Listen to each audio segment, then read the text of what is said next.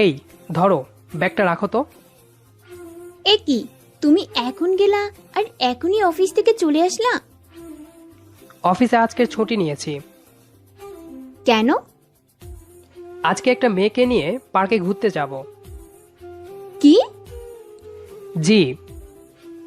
কুত্তা শয়তান বিলাই, বাসায় বউ রেখে আরেকটা মেয়ে নিয়ে ঘুরতে যাইবা?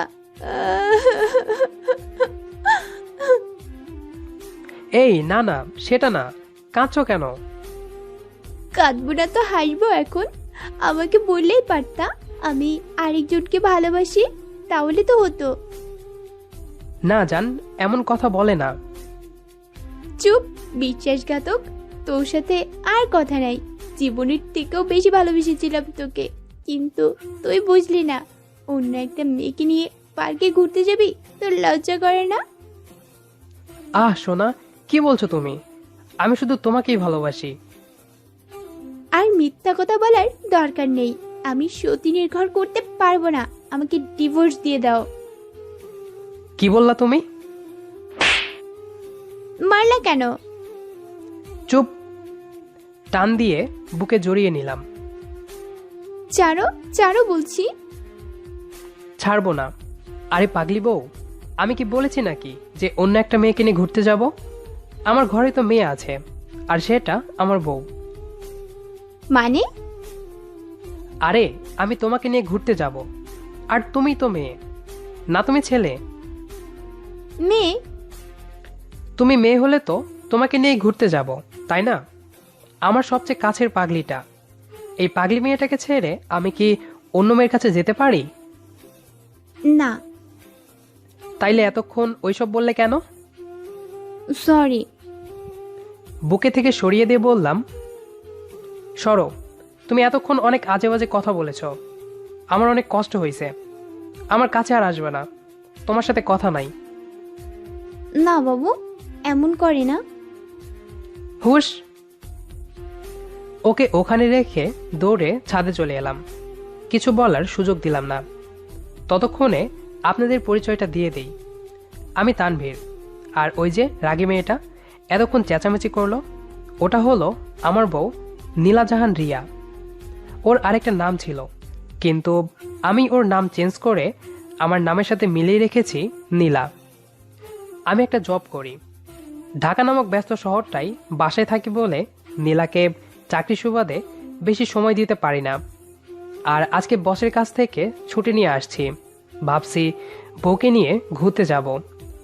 অনেকদিন ধরে কোথাও যাওয়া হয় না, তাই আজকে যাব। ছুটির বিষয়টা ওর জন্য সারপ্রাইজ হিসেবে দিব, কিন্তু ও যে এতটা রেগে যাবে আমি এটা ভাবতেও পারি নাই। ওর আবার রাগটা একটু বেশি, আর ওর ভালোবাসায় কেউ হাত দিলে কি রেখে কি করবে কেউ জানে না সেটা। ওর সাথে রাগ দেখিয়ে ছাদে গিয়ে দাঁড়ালাম। ভাবছি একটা সিগারেট ধরাই। পকেটে একটাই ছিল, এক বন্ধু জোর করে দিয়ে দিয়েছে। আমি এখন নিজে থেকে সিগারেট কিনি না। পাগলিটা আমার জীবনে আসার আগে প্রচুর খেতাম। দিনে একটা প্যাকেট শেষ করে আরেকটা না বের করলে রাতে ঘুম হতো না। কিন্তু নীলা আসার পর সব চেঞ্জ হয়ে যায়। ওর সামনে এখন আমার সিগারেটের প্যাকেট ধরার সাহস হয় না। এসব ভাবতে ভাবতে পকেটে থেকে সিগারেটটা বের করলাম। এখন আরেক বিপদ, ম্যাচ পাবো কই? আমি তো ম্যাচ নিয়ে আসি নাই। নিচে রান্নাঘর থেকে ম্যাচ আনতে গেলে নিশ্চয় আমাকে মুরগির মতো জবাই করে ফেলবে।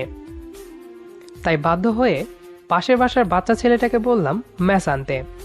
ও তখন ছাদে খেলছিল। ছাদ কাছে থাকায় আসতে বলাই শুনতে পেল। ও ম্যাচ দেওয়ার পর যেই সিগারেটে আগুন ধরাবো, তখনই মুখের সামনে পাগলিটার মায়া ভরা মুখটা ভেসে উঠল। একদিন সিগারেট খাওয়ার সময় নীলা দেখে ফেলেছিল। সেদিনের পর 4 দিন পর্যন্ত আমার সাথে কথা বলে নাই। ও এই 4 দিন কিছু মুখে তুলে নাই। রান্না তো দূরের কথা, রান্নাঘরেই পা রাখে নাই। তাই বাধ্য হয়ে আমাকে রান্না করতে হয়েছে।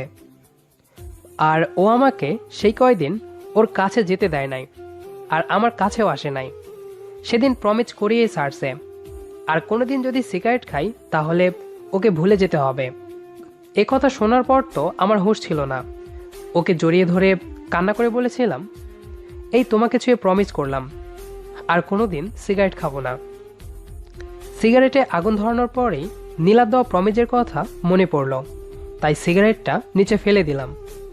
আমার ভালোবাসার কথা যদি নাই রাখতে পারি, সেটা আবার কেমন ভালোবাসা? এই কথাগুলো ভাবতেই নীলা দৌড়ে ছাদে আসলো। ও মা, এ তো সেজেগুজে আসছে। ওকে তো একদম পরীর মতো লাগছে। বোধহয় আমার সাথে ঘুরতে যাবে বলেই সেজেগুজে আসছে। এই, এখানে বসে আছো কেন? তো কি করব? ওরে বাবা, কি রাগ! ঘুরতে যাব, চলো। যাও, আমাকে বলছো কেন? এই দেখো, ভালো হবে না কিন্তু। আমি এখন তোমার সাথে যাব, চলো। আমি তো বিশ্বাসঘাতক। আমার সাথে যাবে কেন? কি বললে তুমি? এই না, কিছু বলি নাই। চলো যাব, তবুও কেঁদো না প্লিজ। হুম। পাগলিটা কান্না করতে ধরলে কারো সাধ্য নেই যে ওর কান্না থামাবে। তারপর পাগলিটাকে নিয়ে রিক্সা করে কাছের কোনো একটা পার্কে চলে গেলাম। সারাদিন পার্কে ঘোরাঘুরি করলাম। বিকেলে গধূলি আলোয় আমি আর নীলা এক জায়গায় বসে আছি। আমি অবশ্য বসে নাই, আমি নীলার কোলে মাথা রেখে আছি, আর নীলা আমার মাথায় হাত বুলিয়ে দিচ্ছে। 3 বছর আগে অফিস থেকে হাঁটতে হাঁটতে আসছি। পাশে গাড়ি আছে অনেক, কিন্তু কেন জানি আজ হাঁটতে ভালো লাগছে, তাই হেঁটে বাসায় আসছি। কত দূর এসে ভাবলাম একটা সিগারেট না ধরালেই নয়, তাই পকেট থেকে সিগারেটের প্যাকেটটা বের করলাম। সিগারেট ধরিয়ে রাস্তা দিয়ে সিগারেট টানতে টানতে আসছি। কত দূর আসতেই হালকা ঠান্ডা বাতাস বইতে লাগলো, তাই ভাবলাম সামনের ওই খোলা মাঠের ধারে বেঞ্চটিতে বসে ঠান্ডা বাতাসে সিগারেট খাই। বসার পর সিগারেটে কয়েকটা টান দিতেই মাথার মধ্যে একটা ক্রিকেট বল এসে লাগলো। পেছনে তাকাতেই দেখি কয়েকটা বাচ্চা ছেলে, আর ওদের সাথে একটা বড় মেয়েও আছে। কি হলো? বল মারলেন কেন? বেশ করছি। কি? হুম, দেখছেন না বাচ্চারা এখানে খেলছে, ওদের সামনে সিগারেট খাচ্ছেন, আপনার লজ্জা করে না? আপনিও বোধহয় বাচ্চা। এই, মুখ সামলে কথা বলুন। আমি বাচ্চা হব কেন? আমি ওদের সাথে এখানে আসছি। আপু চলো তো এখান থেকে, যত সব। ওরে বাবারে, এ বাচ্চা না, বুলেট। ওই কি বললেন? আমার সামনে ওদের বুলেট বললেন? ওরা বুলেট হলে আপনি বোমা। অচেনা একটা ছেলের সাথে এভাবে ঝগড়া করছেন। আপনি যদি সিগারেট এখানে বসে না খেতেন, তাহলে আমরা আপনার সাথে ঝগড়া করতাম নাকি? আমার যেখানে ইচ্ছে সেখানে খাবো, আপনার সমস্যা কি? আমাদের এখানে এসে খেতে পারবেন না। 100 বার খাবো, কি করবেন? গোবর খাইয়ে দেব আপনাকে। আপনি খান যান, যত সব ফাজিল মাইয়া। এই ফাজিল পোলাগুলো যে কোথা হইতে আসে, আল্লাহ ওনার মাথায় তুমি একটু জ্ঞান বুদ্ধি দাও।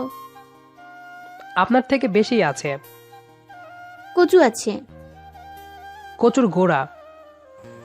আপু চলো তো এখান থেকে, ফালতু লোকের সাথে কথা বলে আমাদের খেলার সময় নষ্ট হচ্ছে। এই বলে বাচ্চাটা বুলেট গটিতে গুন্ডি মেয়েটাকে টেনে হিঁচড়ে নিয়ে গেল। কি মেয়ে রে বাবা, এমন মেয়ে বাপের 14 গোষ্ঠীর জন্মে দেখি নাই। একটা মেয়ে হয়ে আমার সাথে আসে কিছু বিচ্ছু বাহিনী নিয়ে ঝগড়া করতে। তারপর আমিও চলে এলাম সেখান থেকে। বাসায় এসে ফ্রেশ হয়ে ইজি চেয়ারটাই বসতেই ওই মেয়েটার রাগী চোখটা বারবার আমার চোখের সামনে ভেসে উঠতে লাগলো। মেয়েটা ঝগড়াটে আর পাজি থাকলেও মনটা অনেক ফ্রেশ, আর চেহারায় অনেক মায়াভরা সৌন্দর্য ফুটে আছে। মেয়েটাকে কেন জানি ভালো লেগে গেল, কিছুতেই মন থেকে সরাতে পারছি না। তাই ভাবলাম মাকে খবর দিয়ে আনি, তারপর একেই বিয়ে করে বউ বানাবো। তার আগে দেখি অন্য কিছু করা যায় কিনা।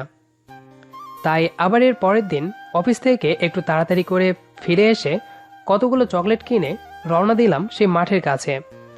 এসে দেখি সেই বাচ্চাগুলো আছে, কিন্তু সেই মেয়েটা আজ নেই। একটা বাচ্চাকে ডাক দিলাম, এই যে বুলেট বাবু, এখানে আসো তো। ওই মিয়া, কি বললেন আমারে? আহ, রেগে যাচ্ছ কেন? আচ্ছা, তোমার নাম বলো। রাসেল। বাহ, খুব সুন্দর নাম।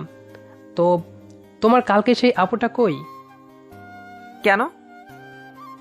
এমনি, বলো না একটু। হবে না। তাহলে? কালকের জন্য কান ধরেন আর আমাদের সবাইকে ক্যাডবেরি দেন। কি? ক্যাডবেরি দিমু? কানে ধরা পারুম না। তাইলে আপুর খবরও পাবেন না। উফ, কি আর করার, বাধ্য হয়ে বাচ্চাদের সামনে কান ধরলাম। এবার হয়েছে? চকলেট কই? এই নাও। থ্যাংক ইউ ভাইয়া। তোমার আপু কই বলো? কালকে এই সময়ে এইখানে আসেন, তাহলে আপুরে পাবেন। এই বলে বুলেটগুলো দৌড়ে পালালো। কি পাজি পোলাপাইন রে বাবা! আবার আসুক, দেখে নেব তখন। তারপর আবার তার পরের দিন গেলাম, দেখি কেউ আসে নাই, তাই একটা গাছের আড়ালে গিয়ে বসে পড়লাম। পকেট থেকে একটা সিগারেট বের করতেই সেই বাচ্চাদের চিল্লানি শোনা গেল।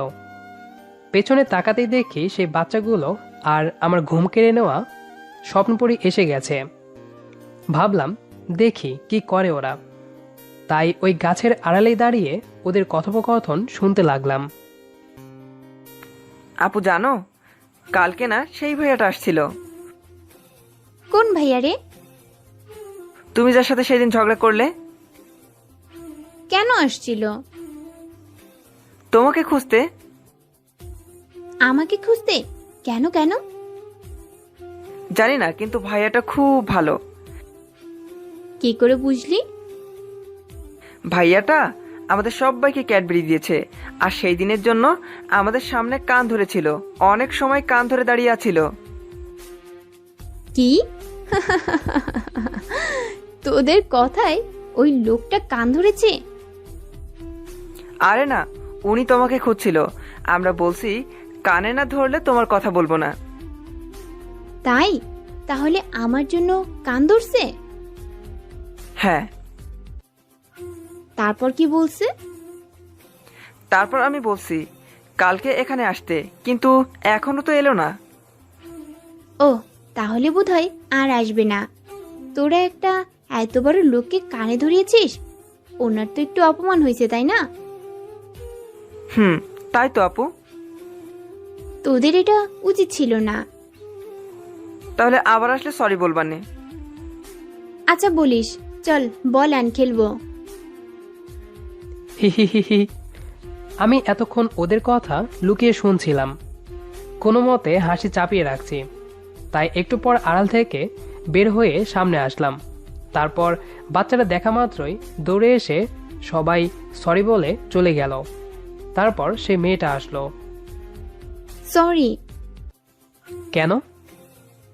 কাল ওরা যা করছে তার জন্য, আর সেদিন আমাদের সাথে যে ঝগড়া হয়েছে তার জন্য। আচ্ছা, ওকে, আমিও দুঃখিত। এই বাচ্চারা, এদিকে আসো সবাই। কেন ভাইয়া? আমার সাথে ফ্রেন্ডশিপ করবা? আপনাকে তো চিনি না। আচ্ছা বলছি, আমি তানভীর, একটা জব করি, আর ওই জায়গায় আমার বাসা। এবার তোমাদের পরিচয় দাও। সবাই পরিচয় দিল। আর আপুর নাম হলো নীলা। চলো, তোমাদের চকলেট কিনে দিব। তারপর সব বুলেটগুলোকে চকলেট কিনে দিলাম। ওদের পকেট চকলেট দিয়ে ভর্তি হলো, আর আমার টাকার পকেট খালি হলো। এখান থেকেই আমার আর নীলার পরিচয় হয়। ওদের সাথে যখন থাকতাম তখন আর আমি সিগারেট খেতাম না, কারণ ওদের সামনে সিগারেট খেলে নীলার থেকে দূরে যেতে হবে, তাই অন্য জায়গায় গিয়ে সিগারেট খেতাম। তারপর আমাদের ফোনে কথোপকথন আর ফেসবুকে চ্যাটিং হতো। আমি ওকে কোনোদিন বলি না যে আমি ওকে ভালোবাসি। কয়েক মাস পরে হঠাৎ করে মা আর বাবাকে নিয়ে গেলাম ওদের বাসায় বিয়ের প্রস্তাব নিয়ে। যখন নীলা আমাদের সামনে এসে আমার দিকে মুখ উঁচু করে তাকালো, তখন বেশ অবাক হয়েছিল, কারণ এমন হঠাৎ করে আমি ওর বাসায় বিয়ের প্রস্তাব নিয়ে যাব এটাও আশা করে নাই। তাই একটু অপ্রস্তুত হয়ে পড়ল, কিন্তু ওর বাবা মা খুব খুশি হলো, আর রাজি হওয়া তো কথাই নাই। নীলার বাবা মা এক পায়ে রাজি হলো, কিন্তু নীলাকে কেমন যেন লাগছিল। অবশেষে বিয়ে হয়ে গেল। বাসঘরে ঢুকে দেখি খাটে বসে আছে। ঘরে ঢুকতেই সালাম করলো, তারপর আবার খাটে গিয়ে বসলো। আমিও চুপ করে গিয়ে বসলাম। কিছুক্ষণ পর, এটা কি হলো? কোনটা? আমাকে বিয়ে করলা কেন? ভালোবাসি তাই।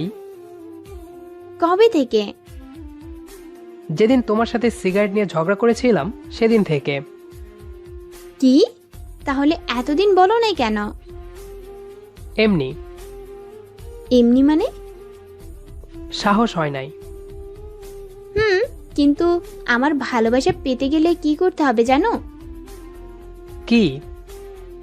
চিরদিনের জন্য সিগারেট খাওয়া ছাড়তে হবে। কিছুক্ষণ ভেবে বললাম, আমি এক পায়ে রাজি।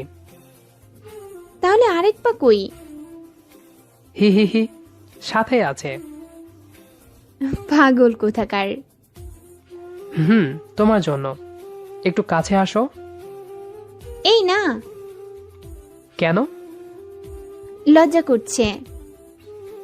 আরে আসো। টান দিয়ে কাছে টেনে নিলাম।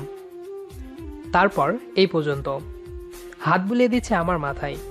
ভালোই লাগছে। এভাবেই পাগলিটাকে নিয়ে সারা জীবন কাটাতে চাই।